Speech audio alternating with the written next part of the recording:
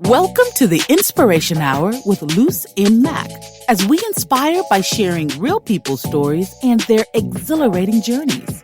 We all learn by sharing our gifts and talents through the power of talking with one guest at a time. Get cozy, get your favorite nighttime drink, and let's get ready to be wowed with inspiration. Hi. Buenas noches, mi gente. How's everyone doing this beautiful Monday? I hope you had a great start of your week and work wasn't too bad on you guys and you're ready for another inspirational night. I'm really excited because I'm always excited about my guests, but I have to give this intro the right way. So I met our guest, Ashley Ann, I want to say in 2019. And when I met her, she was magnetizing, like electric. I was at BronxNet and I was going to be on this live show. And she was on, I believe, before me. I can't remember who was on first, but I remember I was like instantaneously drawn to her. I was really invested in her story and learned so much. So let me give you her bio because it's such a cool way to get to know Ashley Ann and the unique work she does. So she's a one-of-a-kind, internationally certified master groomer, celebrity pet stylist, grooming educational instructor, mentor, speaker, and founder of Diamonds in the Ruff, a luxury pet groom salon located in Lincoln Park, New Jersey. For the last decade, she's been grooming dogs and cats and has developed a unique client listing that includes local residents, business executives, and celebrities. She's done it all. And I think what's so beautiful is that every time she's with her doggies or cats, she makes them look all very unique and they look so happy to be with her. And when they come out, they look happy and just gorgeous. And I know you're thinking, how can she bring it out of her dogs and cats, their personality, while she's giving them this unique style? So we're going to learn from her to see how she does that. Hi, Ashley Ann, are you on? Hi, Luz. I am. Thank you so much for the beautiful introduction. Oh my gosh. First of all, it's been such a long time. I know. But, when we have the relationship that we have, time really doesn't matter, does it? We pick up right where we left off. Yeah, and first of all, congratulations. You were in the Drew Barrymore show. Is that correct? Or you were... How was that? That was amazing, and showcasing your beautiful art and the work you do. Thank you so much. So the Drew Barrymore show actually was pretty much thrown at me from another opportunity that I had the privilege of doing, which was the HBO Max show, Hot Dog. And basically, I guess the Drew Barrymore show was blown away by my episode with Thule. They wanted to show me on the Drew Barrymore show. So it was just, how I feel about God. And I think that was just an area of opportunity with, where preparation finally met opportunity, I would say. Amen. So, it was pretty awesome. And I have to admit, when before meeting you, I had met people that were in the pet space and they were trying to do things, but I never met someone quite like you, because not only do you give such a you have that business presence of you, but also such a warm and caring individual that I just saw right when I met you, oh my God, this woman is a star. And look what she does. Everything you touch just became beautiful. Even seeing how you do your Instagram lives or even videos of what you do with your pets, I think it's just amazing. And even when you show the end product, the end result of the dog or the cat for their final look, it's just amazing. And they're loving it too. So first things first, how did you get started?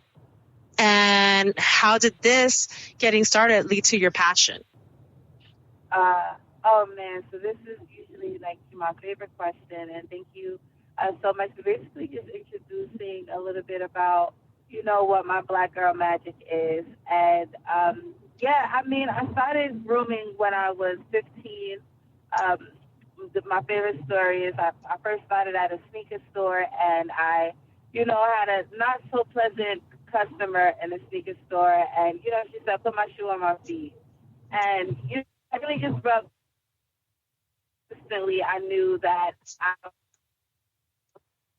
were people, and I said, "All right," I went home and I said to my mother, I said, I'd much rather work with animals. So fortunately for me, she had connections with a store manager at a pet store, and he took me in for an interview, and I passed, and next thing you know, I started as a cashier. I saw them in the grooming salon, and I said, "This is what I want to do. This is what I see myself doing." And I went for it. I'm a Leo. I'm a go-getter. I'm pretty resilient.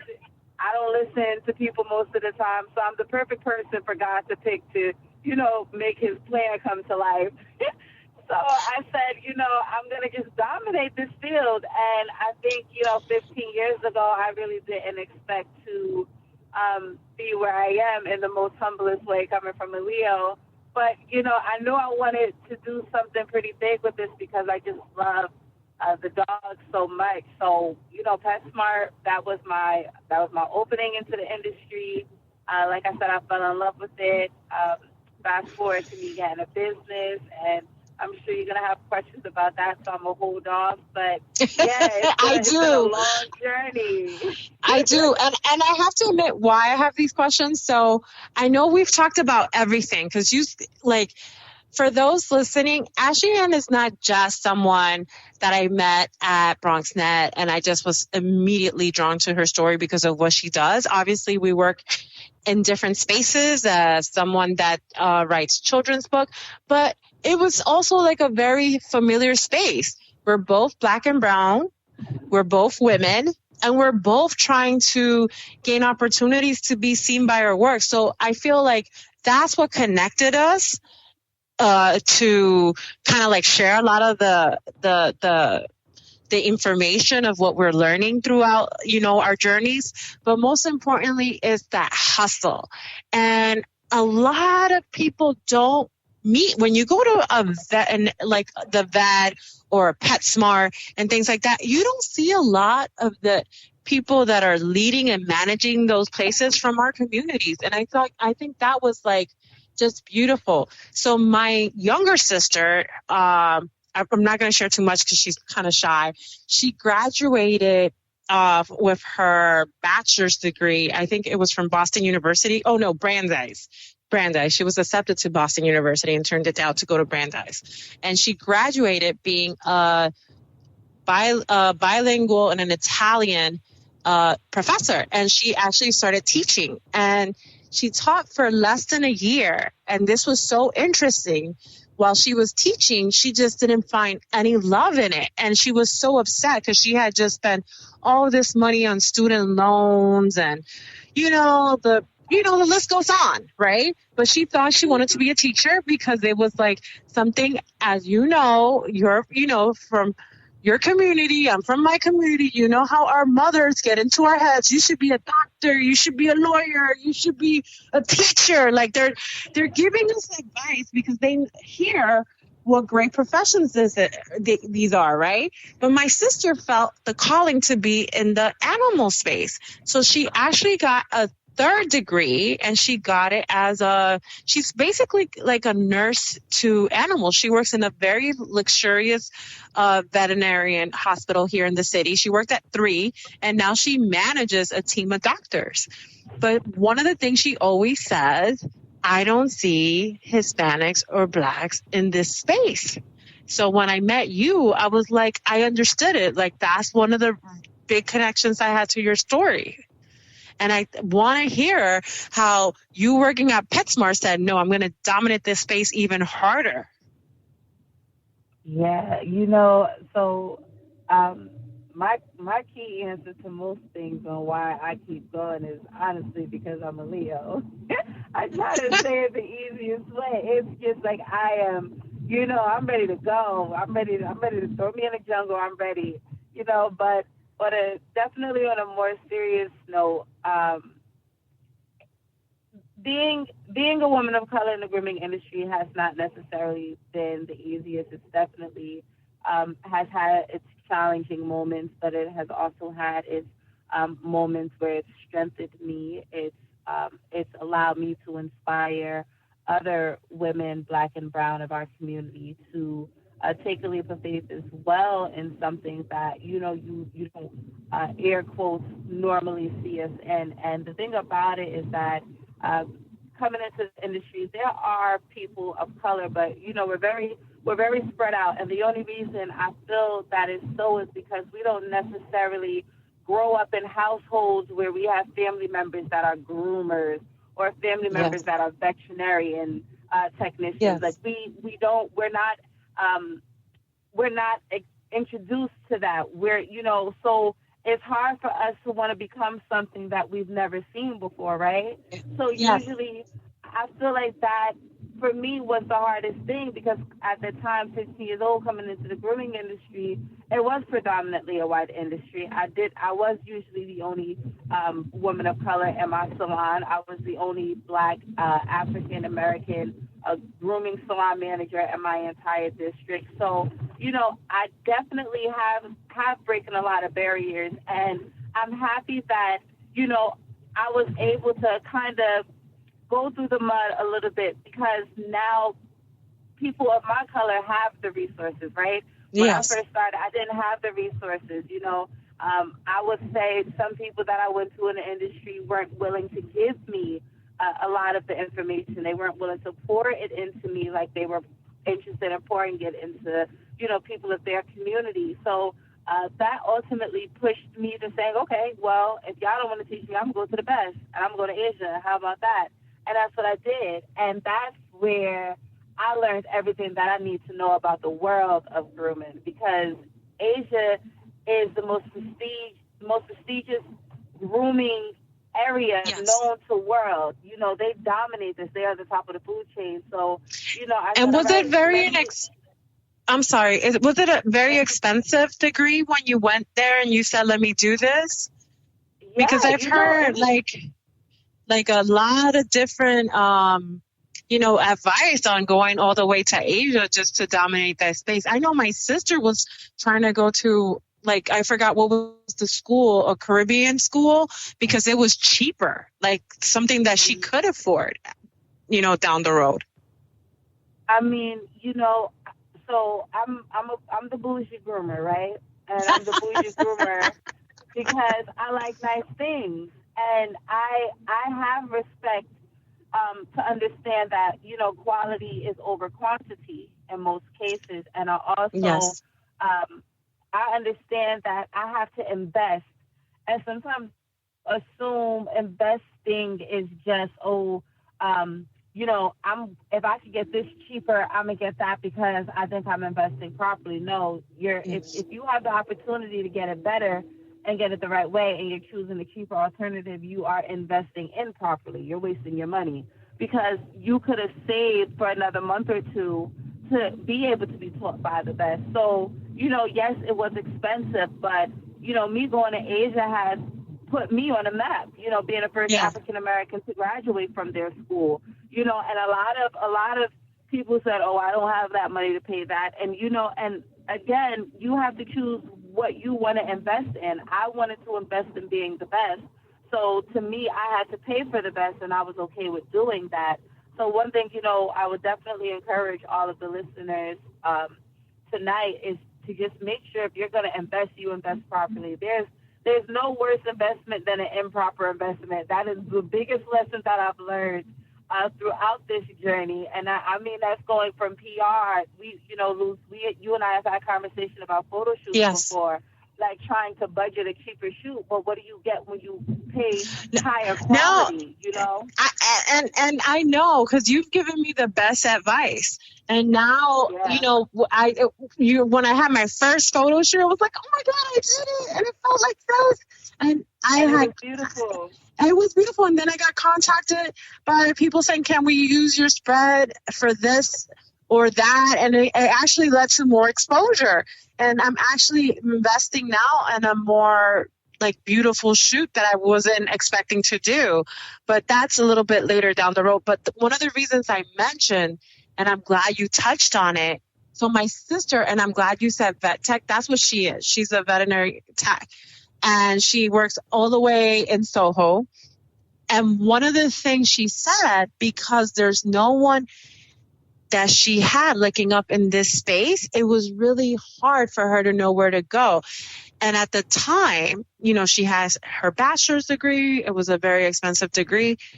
It took her a while to figure out her road. And I'm glad that you at the young age said, like, you know, I tried this, I didn't like it, I want to go be trained by the best. And I think one of the things I would love to hear, what are some of the resources that helped you make those decisions when you were first starting out? Was it PetSmart? Was it something else?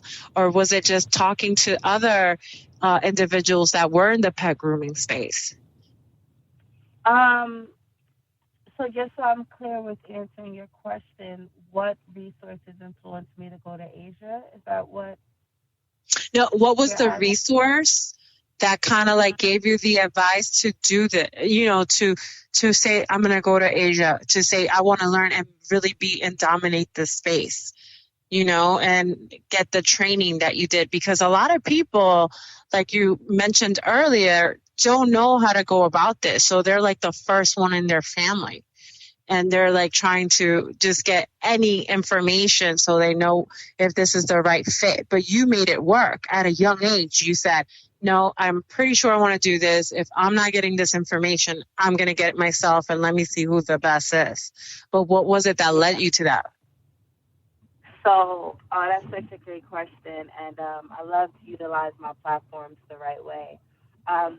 So my journey is definitely a journey of God. And I always, if anybody knows me in all of my interviews, I always talk about God, God, God. Because I did not envision any of this, honestly. When I started grooming, I just saw me having a really nice grooming salon where I did the bougie dogs, and that was it. I never really saw myself becoming, you know, an inspiration to the world, or hope for women of color, or, you know, happiness for people that are struggling and that are facing their own dark souls of the night. I never expected to be able to do all of this. So God has really been the one that's been saying, okay, this is what I had you destined to do. And because I've come in tune and in one with my purpose and my destiny in life, everything kind of starts to make sense. Me going to China was really a calling. It was like, you know, I call it my Holy Spirit. She was just like, this is what you need to do. And what helped push that decision was the fact that I wasn't able to my soul wasn't being filled. You know, my purpose wasn't being filled because I felt like I was stagnant. I felt like I had a glass ceiling over my head grooming in my salon. It was just like, I'm like, okay, I did this, but I'm not fulfilled. I did this, but this isn't enough. You know, it was just like, I wanted more. And, you know, that's my spirit saying, like, you have a bigger purpose here, sweetheart. So that's how I ended up going over to Asia. And honestly, the way it fell into place, it was really like, it was really God's doing. I was just on Facebook one day, and, you know, social media is such a beautiful platform because you have connections with everybody all over the world. And I met a young woman named Sonia from Russia, and she went to school in Asia. And I was like, you know, I said, Sonia, who's your teacher? And she said who her teacher was, but she said it's very hard to get to school. So, you know, I was already studying the Asian technique for 2 years prior to going. And I said, you know, I'm going to just write this lady a love letter, you know, and my teacher at the time was Marvis Howe.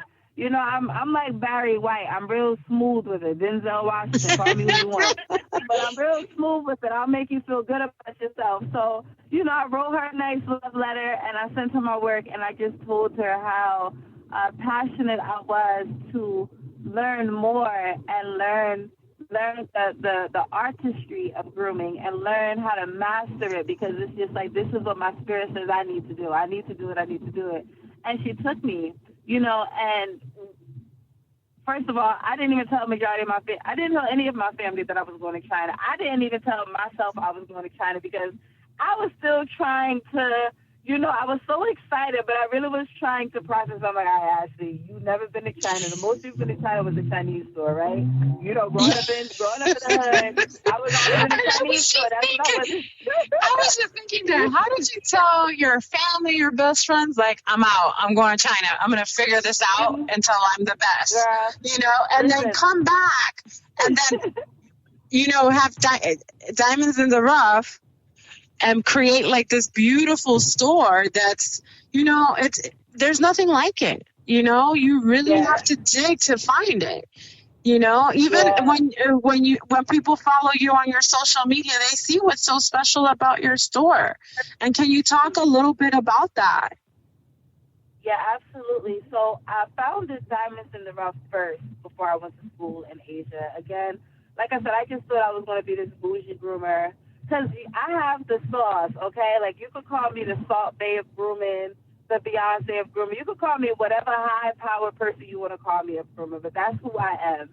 And, I was like, okay, I see me having a salon. I'm going to get the salon. And everything just started shooting in the salon, shooting off. It was definitely a hassle getting the salon. And the salon was really a blessing from God as well, because this salon ended up in my inbox out of nowhere. And fun fact, I was pregnant at the same time I opened my business. I just gave birth to my daughter right after I signed the contract to purchase my business. So now I'm 25, first-time mother, first-time business owner. I don't know what in the world I'm getting myself into. But, I'm like, it's going to get done. It was just the Holy Spirit said it's getting done. And, going on 6 years later, it's been getting done. And next thing you know, as I've always had a talent. I've always been, good. It really is a gift, this grooming, my connections with the dogs and what I'm able to do with them, cats as well. But it was just, people started looking past the grooming. They started looking at me. They're like, you're not your regular groomer. There's something special about you, There's something special about you. And then that's when I started having my celebrity clients pop in, the Housewives of New Jersey. Yeah. I had some NFL players. I had some MTV hosts. I mean, like, the list goes on. And it was so funny because, people were looking for me. It wasn't me promoting anything. I wasn't promoting. It was literally people were walking around with dogs and they'll say, who did your dog? Who did your dog? And it was just like, I went from, Ashley to the grooming extraordinaire, this celebrity sensation. And this is so pretty, because I want to tell you this before I forget. I remember this one time we were on the phone and you told me, hold on, Luz, and you're talking to someone, and I'm thinking like there's someone else in the store, but you were talking to your client who happens to this cute dog, and the dog just did like a thing, but I could tell they were being attentive. So for you to go from Ashley Ann to the grooming extraordinaire, you need to add, and doggy best friend, because they understand you and they feed off you. So if people don't know that, you need that, because after being a doggo mom, it's really important that when you put your fur babies in someone's care, that they have that immediate love. And you have that in spades. Like, you do so good at that. Thank you. Yeah, and then you feed that to your child too, and that's interesting. I would love to learn about that, how you got your daughter motivated to learn everything you're doing. Well, like I said, her and the salon, they were born at the same time. So she, I was a single mother. I am a single mother. And she came to work with me. Being a single mother, you got to hustle. You got to move. You got to do what you got to do. And I had a salon. So Gabby would come with me to the salon. I wasn't really interested in giving my baby to any of my family members just yet. So, I'm very guarded. I'm a Leo. I'm a lion. So I try to make sure my home is taken care of. But she would come into the salon with me, and Gabby she loved dogs. The apple didn't fall far from the tree. She just fell in love with it the same way I fell in love with it. And she's a sweetie. She's so beautiful. I love the videos Thank you. that you post of her. There was this one video that you're like, you go up and down, sweetie. You got it. Oh, you got it perfectly. Look at mama do it again. And I think that really moved me because as a mom, you want to pass down the thing that you love to your child. And that's what I saw you doing. Yeah, that's, like I said, that's what I try to do. She just, as she grows, she falls in love with it. She knows the dogs. She knows their names by heart. She knows all of my pet parents. Like, she's just, she's a little me. So I'm very blessed with her. Yes, amen. And I'm so happy. There was this one picture that you sent to me, and it was like Gabby with one of my books. And I think the part that made me like so happy and like it filled my heart, and I remember I called you sometime afterwards, is that, I know in my heart that we were meant to meet each other some way, somehow, because somehow my sister knew about your salon and her friends knew about your salon. And it was like this big deal. Like everyone knew you, although not like so much, and knew Gabby because of the salon. And they're like, oh my gosh, it makes sense. My sister knows everyone. I'm like, I don't know everyone. I was lucky enough to meet you. And that's how I feel, like such a fortunate moment that not only do I know you, but like people that I care about also know about you and your work. So I thought that was so funny. And then Gabby has the book, so it made it even like, it just made it so much sweeter. There's a couple more questions I have because I think I want to highlight the work that you do, but also I want to kind of share a little bit more about the industry because there's a lot of ins and outs that it's, until you're in it, people, that's when they learn, because when you know about something, it's not the same until you're fully in it. One of the questions I have to you, how was it that you became a speaker? Because you've done a lot of speaking engagements where you're inspiring the next generation, but how did that come about? Usually, I guess I would say like the social media has just given me a platform. A lot of people have followed me since I opened my business 6 years ago, and people have watched me grow from a 24-year-old to this 30-year-old woman that has just really been changing and dominating the game. And I've never really been afraid to tell my story. I've always just been cautious of, like I say, protecting my home. So being a woman, being a woman of color, being a young woman, it's just like, it feels as if there's so many odds that are against you where, people try to take advantage. So I started just telling my story, and I started inspiring people by just telling them, don't quit, don't stop, and then I guess that's when God just started doing his work, because people started, they just started gravitating towards me. And one thing I've noticed about being a speaker is that you only touch people that you connect with in some shape, way, or form. I realize that so many people I talk to, I have similar traits, or we have similar experiences or similar responses to circumstances that may happen to us. Like, there's something that I have in common with everybody that I talk to. And most importantly, it's just like the hope that I give to people, because like I said, this journey has not been easy. Nothing at all has been handed to me, as graceful as I may make it look. That's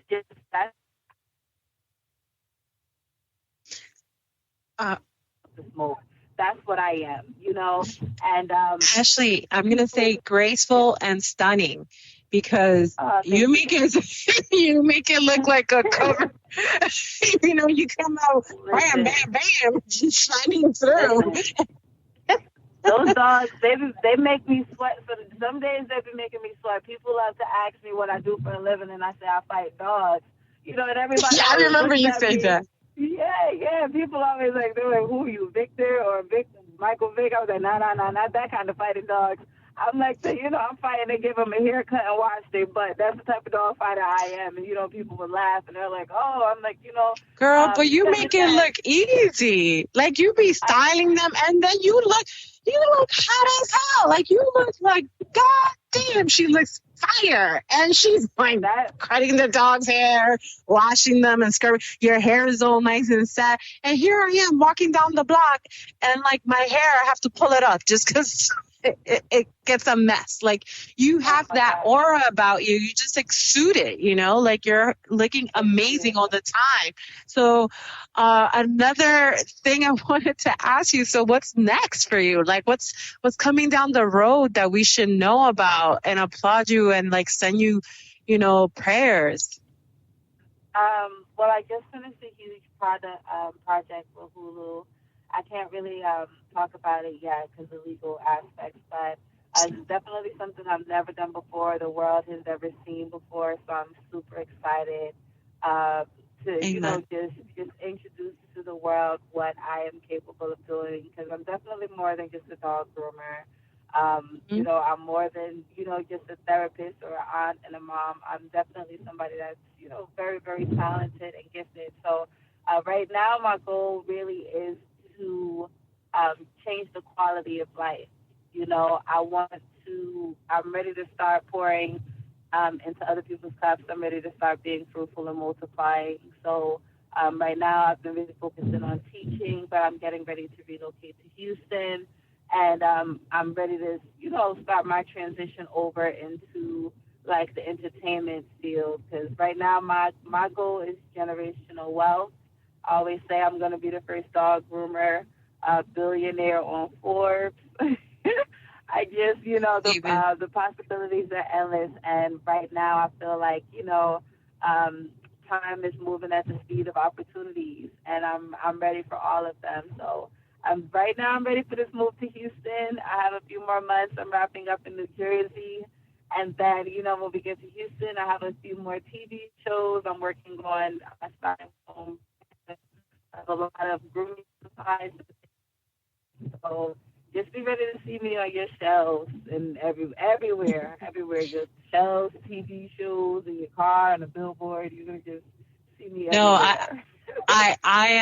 I'm so looking forward to that moment for you, because I see how hard you work, and because of you, and I'm so grateful, I met Victor, and I consider Victor like a brother, and I know you're very close to Victor as well.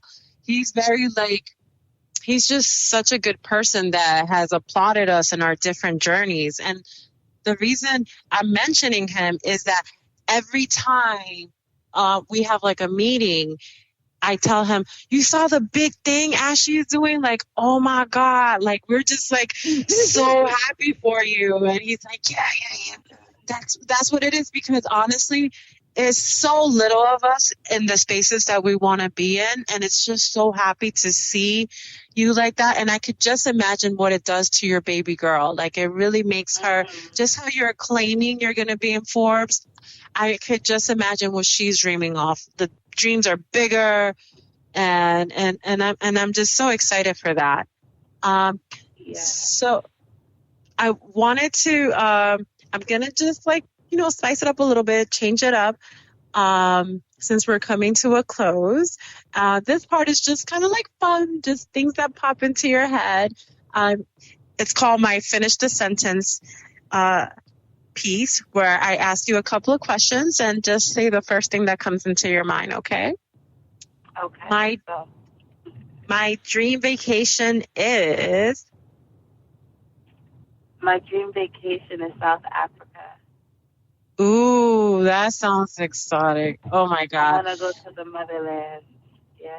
I do too, but I want to go like I want to see like from Morocco all the way to Johannesburg. Like I want it to be like I'm living there for a month, because there's so much to see. Manifest it. Yes. And my mom went from Morocco, but she couldn't do much. She did only 3 places, and she just talked about so much beauty there. Okay. I can only imagine.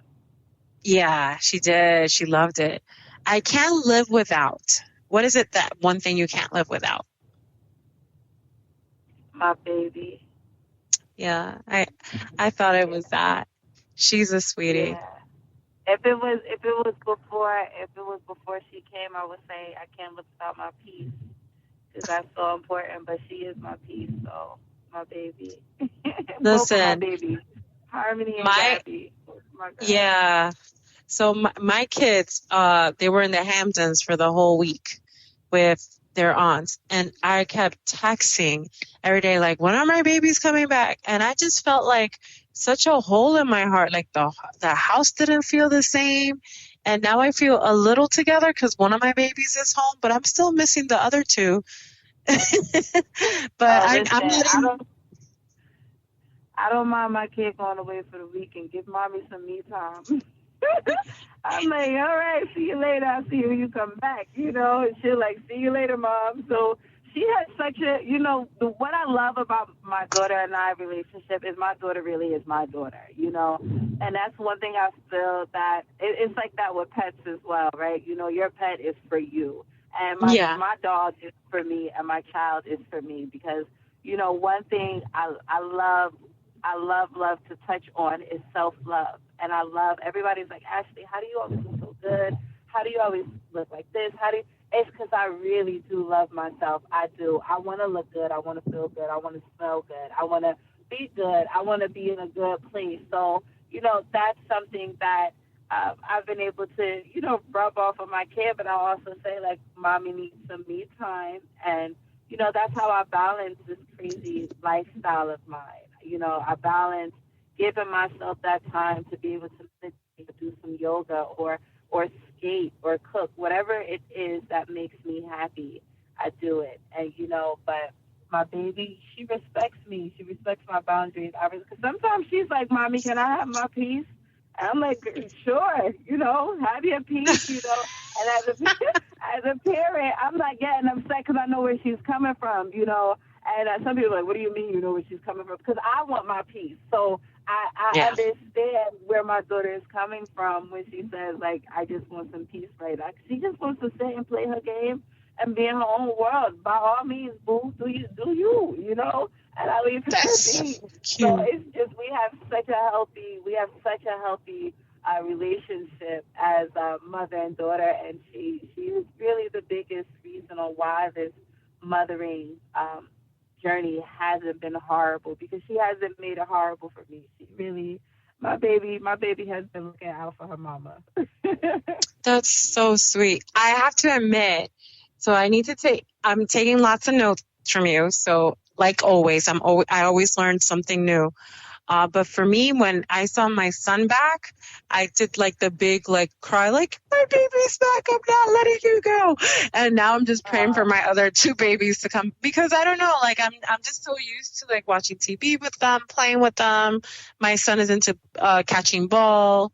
My middle daughter's into art, and the oldest has started being into journaling, and I really love that because I just look for the things we could share with each other because they all have their different personalities, and sometimes it's kind of hard to find the same things that we have in common because they're their own agreed. people.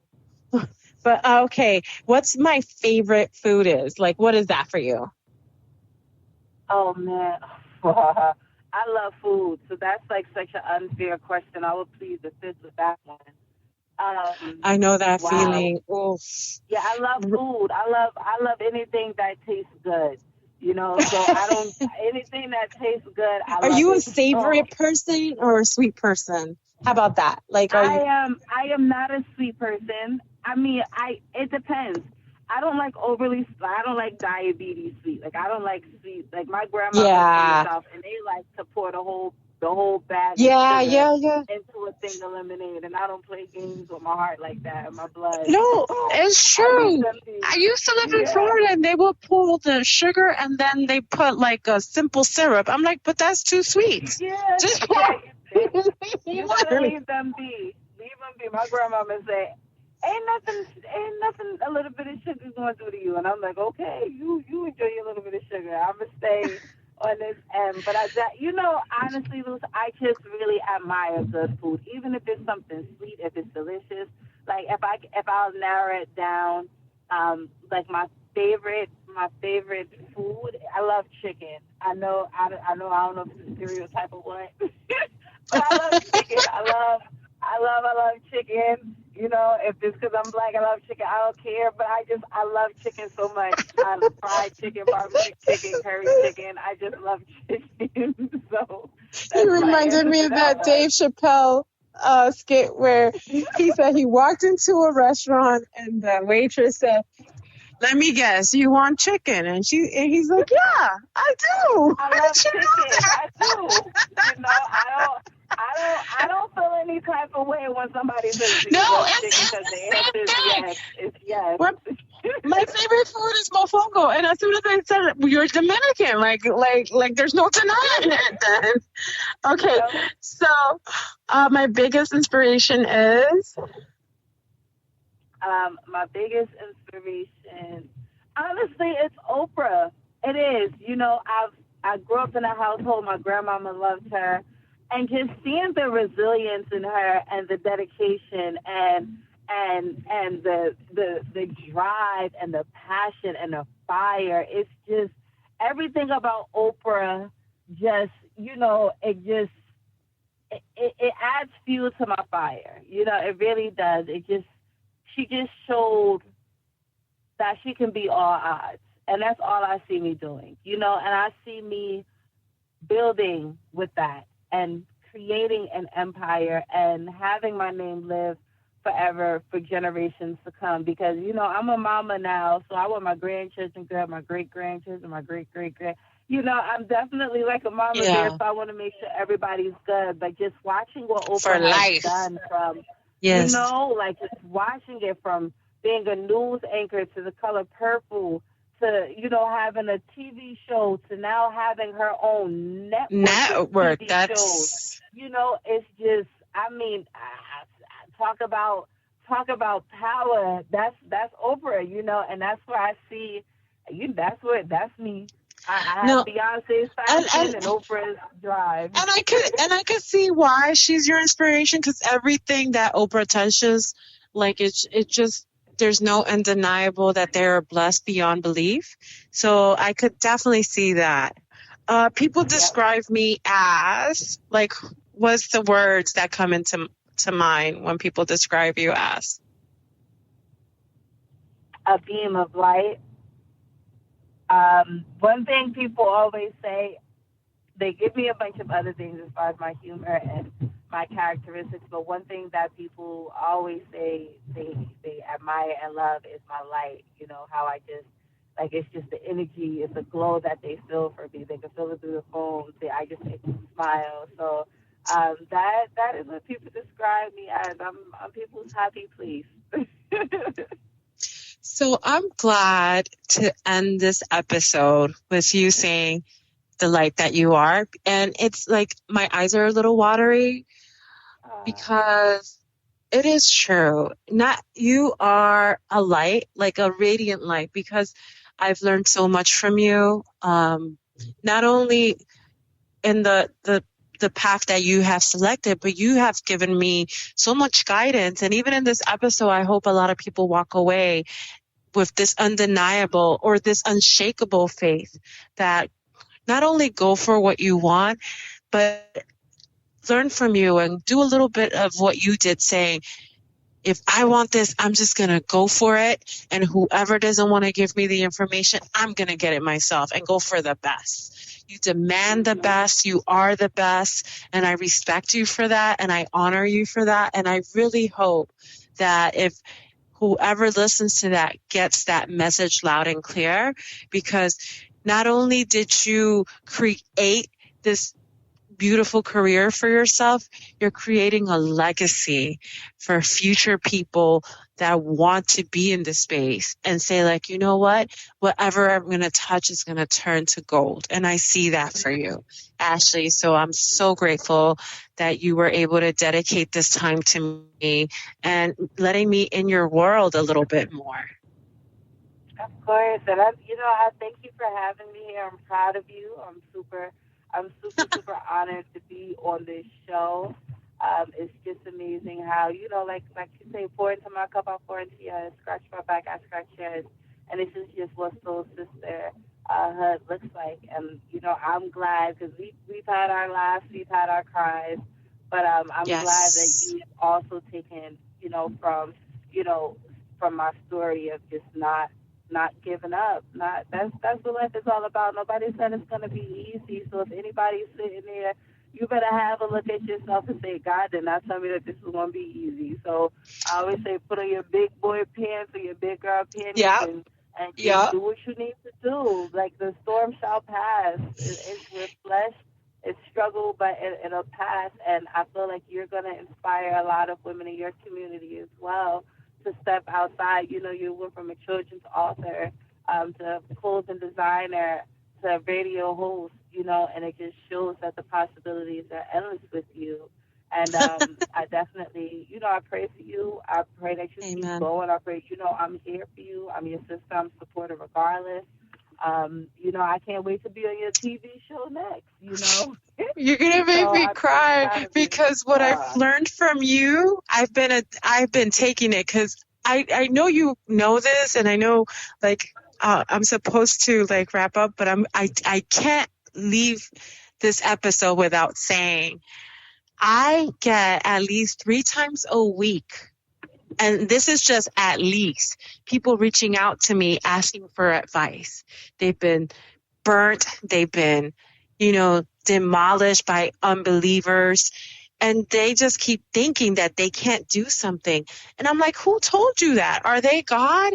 And I'm taking a note from you. When I had my moment, you were like, I don't care what they said. That's what you're going to do. You're going to do that. Let's do this well. So thank you, Ashley, for, like I said, your undeniable face to just speak things into existence. And I can't wait for your show. That's all I have to say. So I know we passed the hour, but thank you again. God bless you. I love you, and have a great night. Thank you so much. Thank you, everyone. Bye. Bye. That brings us to the end of our Inspiration Hour with Luz, and I hope you're feeling unstoppable. If you enjoy our show, please follow me on Instagram or Facebook at LuzMacOfficial, or check out my website at www.luzmac.com. Review, like, and heart us. And don't forget to spread the inspiration with others. And be sure to come back next week as I help you find your inspiration in the little things, one talk at a time.